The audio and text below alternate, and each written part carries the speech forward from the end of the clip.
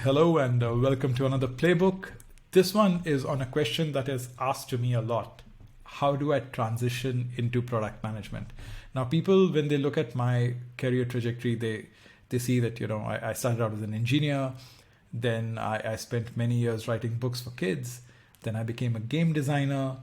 Then I got into general management and then into product management. So they tend to think that I should have a very good answer, especially if you're an engineer or a designer, that I would give you a very good answer in terms of how should you transition into product management. And the answer that I usually give people is, look, I got incredibly lucky. And that's the truthful answer and the right answer, but sadly not a very useful one. So in this video, I'm trying to give a useful answer to the question. Right, and the operative word here is transitioning into product management. So if you're already in a different profession, you're in sales, you're in ops, you're in engineering, you're in design, then this video is for you. This video is for you to figure out how you could potentially get into product management. So let's jump in. The first question that I usually ask anyone who says that, hey, how do I transition into product management? How do I get into product management is, why do you really want to become a product manager, right? And this is not me being flippant, but it's a truthful question asked to people. Product management is not a bed of roses, right? It is not an easy profession. You win because of other people. So you don't, your work is actually sort of brought alive by the work of engineers and by the work of designers. And there are very few bouquets. It's mostly brickbats. So it's not an easy profession to be in. And more importantly, PMs suffer from imposter syndrome quite regularly, right? Quite frequently. So think before you decide that you want to be a product manager, because you've spent a lot of time building credibility in the domain that you've been working in. So if you're in marketing, or if you're in sales, or if you're in design or engineering, you've spent a lot of time building up credibility, and there is a way for you, and obviously there is a way for you to contribute to the product. So if what you like is building products, you do that even as a product engineer or a product designer, right? So don't necessarily fall for the trap, and I am calling it a trap, of thinking that maybe product management is your way to a more successful career. So it's a double-edged sword. You could lose out on a really great career in the field that you're in. So do think about it before you actually start this transition. But if you are convinced that you want to make this transition, so the next question to think is, who should consider the switch? What qualities should you have? What sort of temperament should you show, which would give you the sense that, okay, I should be a product manager? So let's dig in, right? First, you should enjoy a very cross-functional role. You should thrive at these intersections of technology, user experience, business objectives, right? Only then would you enjoy a role like product management. Two, you enjoy problem solving and decision making. And believe me, it sounds like, hey, everyone enjoys problem solving and decision making, and constantly being bombarded by questions and by like, hey, let's decide this and let's decide that. It's not that easy. So do genuinely think about whether this is a skill that you enjoy. And the operative word is, do you enjoy these things? You prefer developing both breadth and depth, right? Because you would have heard this often, that PMs are generalists, and that helps because PMs need to have an understanding across multiple domains. So it is very critical to build breadth, but PMs also build depth over time in specific domains. But at least to start off with, a young PM is sort of measured by his or her ability to have great breadth. You should enjoy, and you should actually be very good at written articulation, and you have to, and if you're not, you have to become very good at it. You should be a constant job is setting the vision, setting the objectives, the requirements for other people, writing detailed memos. This is a very critical part of your job. Both communicating this, but also communicating it through the written word. So be prepared to become really good at it. You enjoy working with people, and you enjoy coordinating. A part of the product management job is project management. You have to bring all these different strands together. You have to bring people together. It is difficult for some people to do that. They think, hey, I just have to sit and sort of like write documents and make decisions. That's not true. As at most early stage and mid stage startups, you would have to do a mix of project management and product management, right? And that can be rough. Not all people enjoy it.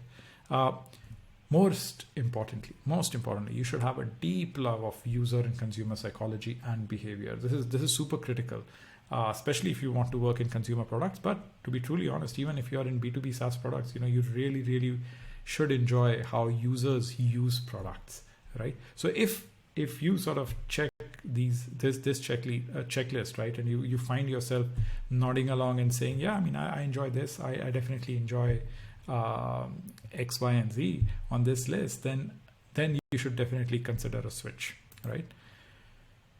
The big one. What if I'm not an engineer? What if I don't have an engineering background? What if I don't have technical breadth? Now, good engineers and people with deep technical expertise usually make good PMs, but the operative word there again is usually, right? I have in my career seen people from arts, commerce, design become phenomenally good PMs. So I don't personally buy into this whole fad, this whole belief and this whole bias that only engineers make good PMs. I don't consider it to be true. Some of the best PMs I've worked with did not have engineering degrees. But what you need is a deep, deep appreciation for what engineers do, right? And that is built over time. So a strong technical background will obviously help, but what you need to develop is a deeper appreciation for what engineers do on a day-to-day basis, right? Because you would realize that an engineer's time is the single biggest asset that you have as a product manager. And this is true at large companies. This is true at smaller companies, because you have to utilize your engineer's time in a well-structured way, because only that translates into success, and which is why it is so critical to understand what engineers do on a day in and day out basis, right?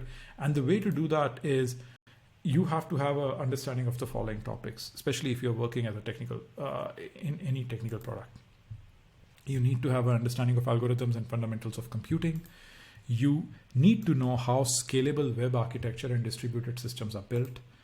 And you need to understand how engineers work, the engineering process. Now, again, I don't believe that you yourself need a technical background for doing all these things. These are things which any sufficiently smart person should be able to pick. There are phenomenal books out there, so many articles out there.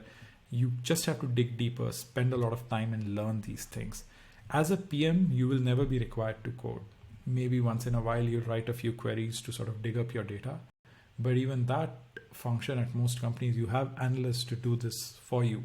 So it's not a compulsory requirement. It's not a requirement for you to ever code, right? So it is okay if you're not an engineer. It's great if you are, but even if you're not, these are skills that you can pick up, right? Now, the most important part of this video, right? How do I start making this transition? First, if you're already at an org which has a product function, your best bet is to make that transition at that org. So if you're already a successful engineer, you're in marketing, you are in sales, you are in design, you need to have a conversation with the product leader at your company, and you need to figure out how you could make this happen. And remember, you can't leave your day job, right? You have to go and volunteer and say, look, judge me the same way you would judge any other incoming PM. Give me a project. Let me work on it for the next 3 to 6 months. Let me own it end to end and deliver it for you. And if I do, let me then become a PM, right? So work out a transition plan, right? And this usually doesn't happen if you're new at your job. Only if you've built great credibility do you sort of get this sort of a PM rotation role. But I've seen great engineers sort of do this and become phenomenal product leaders over time. So it is very possible. Most organizations will not say no and should not say no, right? They would like to keep a really great person in-house, right? And afford them the chance to become a PM. So this is the first place where I would start if I want to make this transition. The second one, there are a lot of really good resources, in-depth fellowships, certification courses, 3 month, 6 month long courses, which will give you a very good grounding into what PMs do.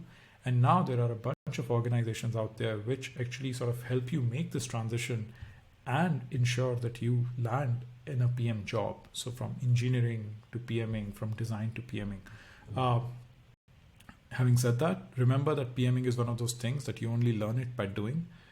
So while there are things that you can learn from the outside, the proof is in the pudding. You have to become a PM to be a PM. And that's where sort of the great dichotomy of PMing comes. Engineering, you go to an engineering school and you can prove that, hey, I can code and sort of walk in as a fresher. Sadly, that's not true of PMing. For younger people, and in fact, even for older people, I would suggest do an internship. So if your own organization does not give you a chance to transition, try getting an internship at a different organization. And this is what I tell people. I think even older people with sort of a little bit more experience, like, you could have 5-6 years of experience. Once you've decided that you want to get into PMing, don't be too afraid to sort of go to a lower level, right? So, be prepared to take a step down. Don't worry about the fact that, you are an engineer with 5-6 years experience. Now you're starting out as a PM1, PM2 level.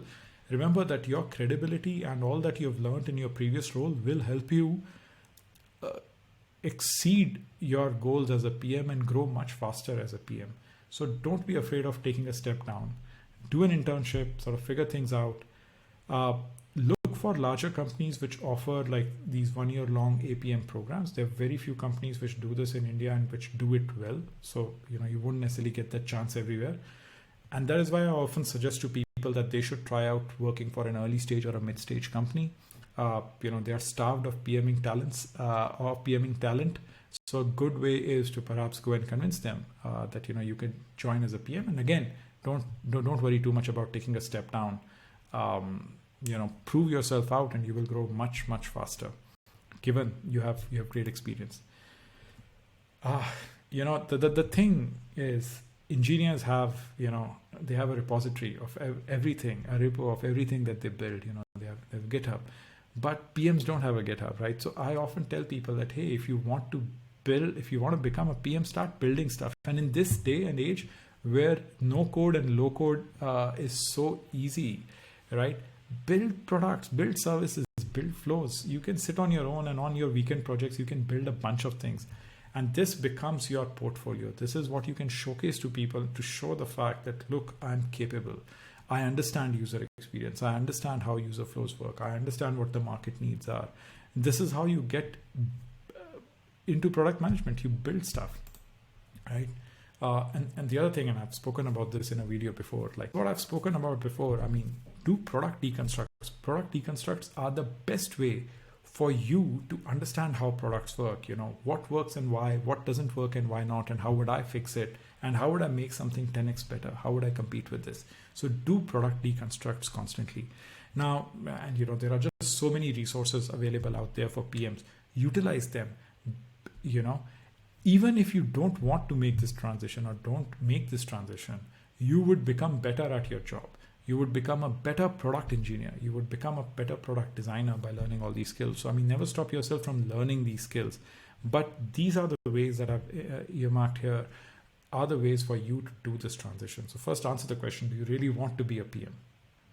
Second, figure out if you enjoy the things that PMs are supposed to do on a day in and day out basis. And then figure out your transition plan. Again, the best place to transition is within your own org, but if that's not a possibility, there are a number of ways in which you can make this happen. So I hope you enjoyed this playbook. Please send me your questions. Happy to sort of answer more questions about transitioning into product management. I will definitely be doing another playbook for freshers and sort of not transitioning, but getting into product management for younger people, which is a different topic for a different day. Do subscribe to the channel and see you soon in another playbook. Take care.